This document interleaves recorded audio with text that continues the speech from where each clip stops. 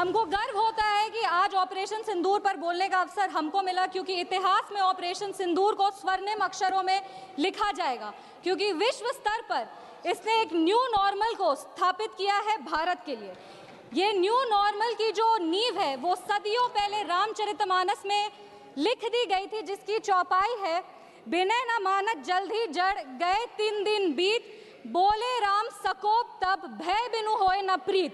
इसका अर्थ ये है कि विनय और धैर्य जरूर ही महत्वपूर्ण गुण है, पर जब धैर्य का बांध टूट जाता है तो भय के बिना उसका कोई उपचार नहीं बचता। हमारी सरकार के दृढ़ संकल्प से और सेनाओं के अदम्य शौर्य के वजह से आज एक नए भारत को विश्व स्तर पर स्थापित किया गया। ये नया भारत क्या है? ये नया भारत वो है जो शांति के लिए गौतम बुद्ध और महावीर जी के दिखाए हुए पथ पर तो चलता है, पर अगर राष्ट्र सुरक्षा की और राष्ट्र हित की बात हो तो प्रभु श्री राम के धनुष को और श्री कृष्ण के सुदर्शन चक्र को भी उठाना जानता है। आज इस चर्चा के 2 भाग हैं। पहला भाग है पहलगाम पर हुआ अटैक और दूसरा ऑपरेशन सिंदूर। पहलगाम पर जिस तरह से अटैक आतंकवादियों ने किया वो नागरिकों पर अटैक नहीं, वो मानवता पर अटैक है।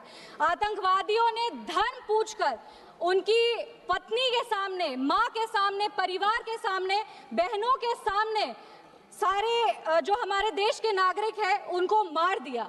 हम लोग ये पूरा देश वो चित्र कैसे भूल सकता है जब एक नवविवाहित महिला लाल चूड़ी पहनकर अपने पति के शव के बगल में बैठी थी। इसने पूरे देश को झंझोड़ करके रख दिया था। लेकिन दुर्भाग्य की बात यह है कि आज भी हमारे देश में ऐसे लोग हैं जिनको पहलगाम से ज्यादा दुख पैलेस्टीन के लिए होता है, क्योंकि ये उनकी राजनीति को फायदा नहीं देता। लेकिन जहां राजनीति के लिए कई लोग चुप्पी साध लिए, वहां हमारे यशस्वी प्रधानमंत्री ने राष्ट्र धर्म निभाया और उन्होंने महिलाओं के आंसुओं को ही नहीं पोंछा, पर महिलाओं के स्वाभिमान को और सम्मान को पुनर्स्थापित किया। हम बता देना चाहते हैं कि ये एक नया भारत है और आतंकवादी हमले के बाद ये भारत मोमबत्तियां नहीं जलाता, ये दुश्मनों की चिता को जलाता है। ये शांति चाहता है, पर शांति अपने शर्त पर चाहता है, और अगर अपने शर्त को नहीं पूरा किया जाए तो डिप्लोमेसी से डिस्ट्रक्शन तक का भी रास्ता जानता है। इसी बात पर हम एक शायरी कहना चाहेंगे, खतों का दौर गया अब फरमान भेजे जाते हैं, जो करते हैं भारत की आत्मा परवार वो सीधे कब्रिस्तान भेजे जाते हैं। अभी अपने कांग्रेस के साथियों का बात सुन रही थी और वो कह रहे थे कि 1971 में इंदिरा गांधी ने ये किया है, 1971 में इंदिरा गांधी ने वो किया, पर वो कभी भी 1971 का क्रेडिट बिहार के बेटे जगजीवन राम जी को नहीं देते हैं, जो तब के रक्षा मंत्री थे। बांग्लादेश ने उनको 1971 का वॉर हीरो डिक्लेयर किया था, और रक्षा मंत्री होने के जंग के बाद भी उन्होंने सैनिकों के रिहैबिलिटेशन के लिए काम किया। लेकिन कांग्रेस पार्टी इसको कभी नहीं रिकॉग्नाइज करेगी, क्योंकि उनको दलित नेतृत्व से समस्या है। वो सिर्फ उनके साथ रहना चाहते हैं जो बाबा साहब के चित्र को अपने पैर पर रखते हैं। अगर हम ऑपरेशन सिंदूर की बात करें तो ये सिर्फ टेरर लॉन्च पैड्स को ध्वस्त नहीं किया, ये पूरी की पूरी तरीके से पाकिस्तान के हौसले को ध्वस्त कर दिया है। लेकिन एक आश्चर्य की बात है मैम, और आश्चर्य की बात यह है कि हमारे दुश्मन देश में एक युवा नेता है और एक युवा नेता हमारे विपक्ष में है। दुश्मन देश का सदन अलग है, हमारे देश का सदन अलग है, वहां के नेता अलग है, यहाँ के नेता अलग है, पर इनका सवाल एक ही है। विपक्ष का सवाल और दुश्मन देश के नेता का सवाल एक कैसे हो सकता है? मैं विपक्ष के साथियों को चुनौती देती हूँ कि अपनी राजनीति से ऊपर उठ करके कभी राष्ट्र हित की सोचनी चाहिए। अगर सरहद पर सेना लड़ रही होती है तो उनसे सवाल नहीं पूछे जाते, उनको सलामी दी जाती है। अगर विपक्ष की बात सुबह से सुने जा रहे हैं और उनकी बात को ध्यान से सुने तो वो बार बार कह रहे हैं कि सरकार ने सरेंडर कर दिया, सरकार ने सरेंडर कर दिया। सरेंडर से इनका विशेष लगाव इसीलिए भी है क्योंकि इतिहास गवाह है इन्होंने कितने बार विश्व के सामने भारत का सर झुका दिया है। 1962 में नेहरू जी की हमारे देश के धज्जियां उड़ा दिए थे। 14,500 वर्ग मील जमीन पर कब्जा कर लिया था। अमेरिका के तब के राष्ट्रपति ने कहा था कि भारत हमसे भीख मांगते हुए आया था। 1971 में वेस्टर्न मीडिया ने प्रधानमंत्री के बारे में जो भी कहा हो, उन्होंने हमारे देश के बारे में, भारत के बारे में कहा कि भारत एक धोखेबाज देश है और भारत नागरिक धोखेबाज लोग हैं। ये था भारत का इमेज आपके शासनकाल में। 1985 में CIA के क्लासिफाइड रिपोर्ट्स है कि विदेशी तंत्र भारत की सरकार को चलाती थी। इनसे जवाब मांगिए। 2001 विश्व के सबसे बड़े लोकतंत्र के सबसे बड़े मंदिर पर हमला हुआ और ये लोग चुप बैठे रह गए। 2008 मुंबई अटैक, पूरी तरीके से देश को झंझोड़ दिया गया, पर इन्होंने कभी नहीं जवाब दिया। अगर आज आतंकवादियों को जवाब दिया है तो वो हमारे यशस्वी प्रधानमंत्री श्री नरेंद्र मोदी जी की सरकार ने दिया है। पर इनके राष्ट्रीय अध्यक्ष, कांग्रेस पार्टी के राष्ट्रीय अध्यक्ष कहते हैं कि ऑपरेशन सिंदूर एक छोटा मोटा ऑपरेशन था। ये इनकी विचारधारा का समस्या है। इनको लगता है कि ऑपरेशन सिंदूर एक छोटा मोटा ऑपरेशन था, पर ये इनकी गलती नहीं है। इनकी विचारधारा ये कहती है कि अगर हिंदू धर्म को आगे लेके जाओ, हिंदू धर्म के पक्ष में बोलो तो वो सैफरन टेरराइजेशन है। पर इनकी राजनीति के लिए ये कहते हैं आतंकवादियों का कोई धर्म नहीं होता। ये दोहरा चरित्र क्यों है इनका? आतंकवादियों ने हमारे नागरिकों को धर्म पूछकर मार दिया। हम उनको कहना चाहते हैं कि जिस सनातन को मुगल की तलवार नहीं खत्म कर पाई, जिस सनातन को अंग्रेज की तोप नहीं खत्म कर पाई, उस सनातन को इनकी छोटी मोटी राजनीति क्या खत्म करेगी?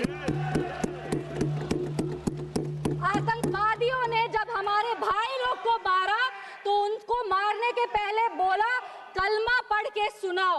उन नागरिक की बहन होने के नाते, इस देश की बेटी होने के नाते हम उनको महाभारत सुनाना चाहते हैं। महाभारत सत्य और धर्म की लड़ाई जरूर है, लेकिन महाभारत द्रौपदी के प्रतिशोध का भी प्रतीक है। द्रौपदी का बदला महाभारत है और हमारी संस्कृति में है। अगर नारी सम्मान में त्रुटि होगी तो फिर से महाभारत रचा जाएगा। और महाभारत में लिखा है धर्मो रक्षति रक्षतः। जो धर्म की रक्षा करते हैं, धर्म भी उन्हीं की रक्षा करता है।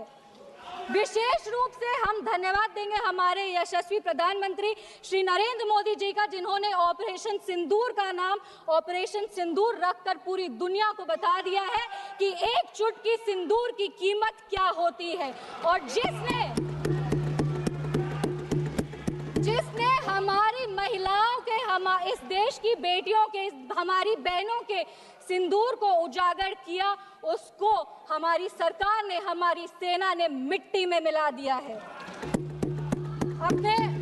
अपने वाणी को विराम देने के पहले बस एक पंक्ति पढ़ेंगे। अगर उसूल पर आए तो टकराना जरूरी है, अगर जिंदा हो तो जिंदा नजर आना जरूरी है। भारत एक जिंदा देश है, उसकी रगों में अखंडता का और एकता का खून दौड़ा है। और जब जब भारत की अखंडता पे और एकता पर प्रहार होगा, भारत एकजुट होकर के मुंह तोड़ जवाब देगा।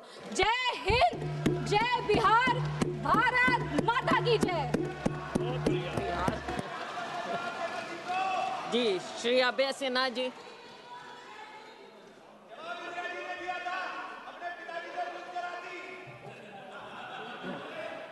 धन्यवाद सभापति महोदया।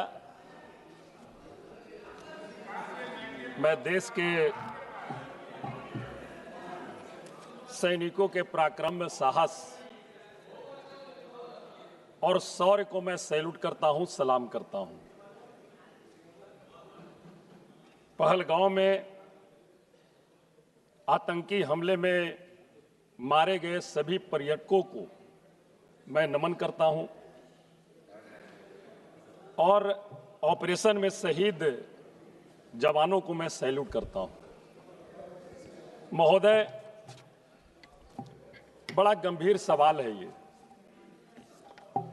और मैं जैसा सदन चाहता था, जिस रूप का सदन मैंने सुनते आया, आज जब पहली बार मैं जीत के आया हूं और जब सदन में चर्चा में देखता हूं, तो इतने गंभीर मुद्दे पर भी टीका टिप्पणी पर लोग आते हैं।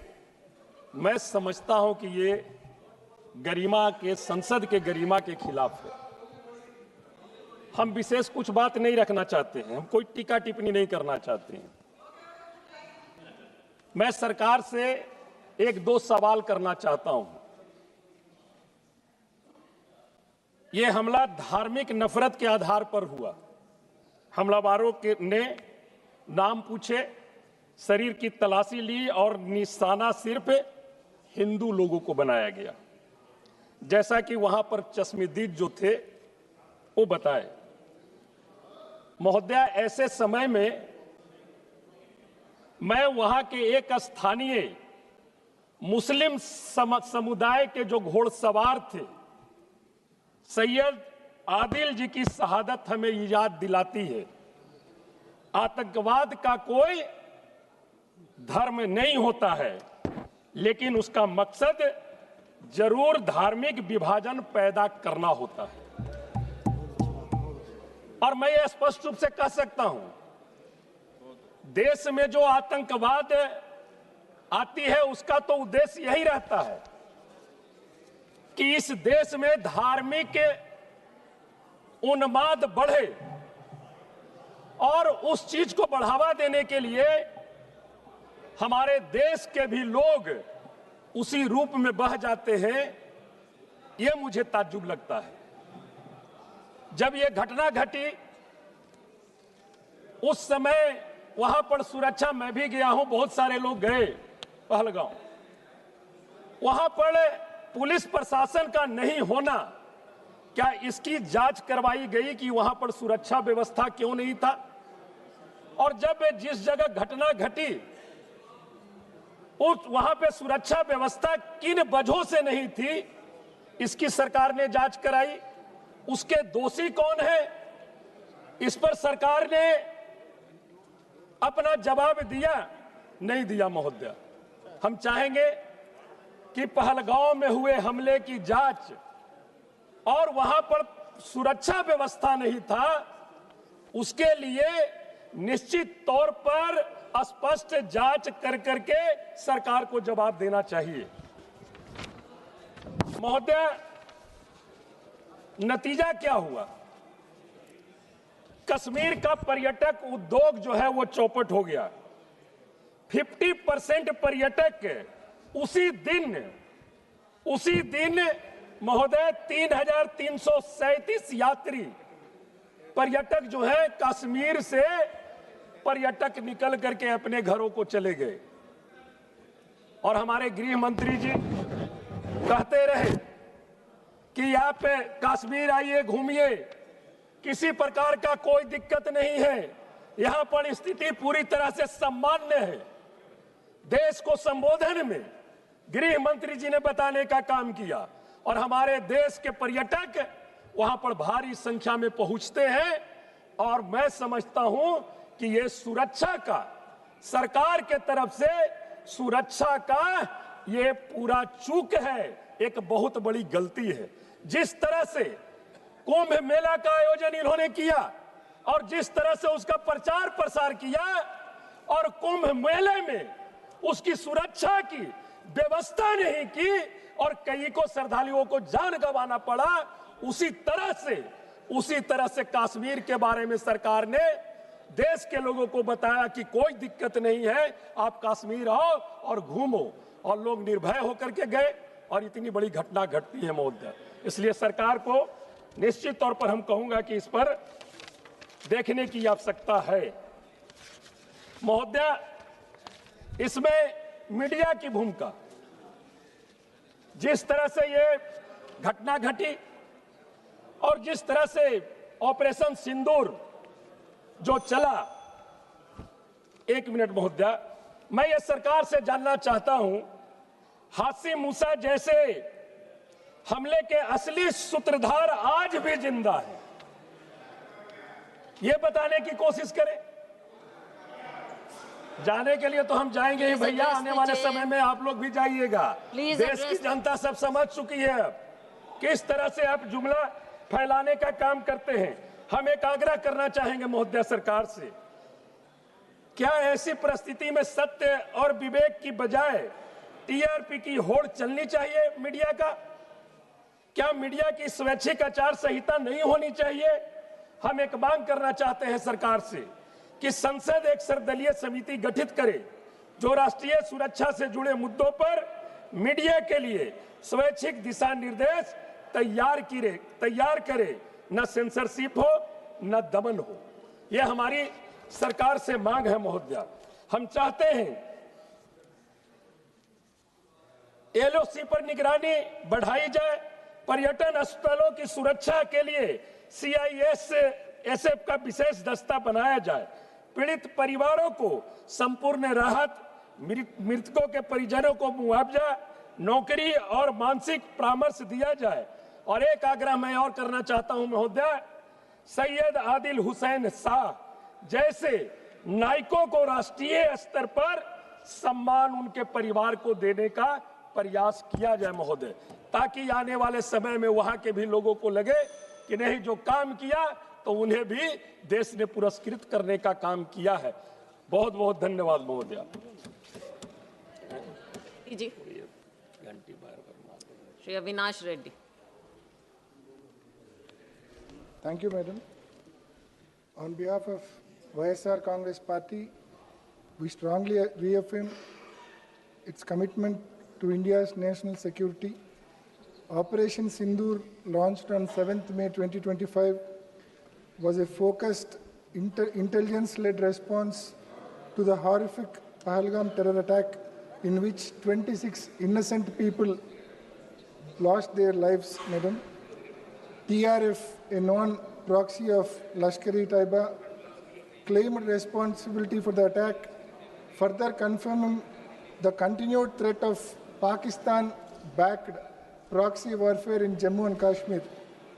India's response was one of necessary deterrence, not retaliation. With remarkable precision and restraint, the armed forces avoided civilian and military zones to strike 9 identified terrorist facilities, reflecting India's adherence to international norms, even under severe provocation from Pakistan, madam. In a sharp contrast, Pakistan responded with indiscriminating shelling along the LOC, leading to civilian deaths in Poonch and Rajouri.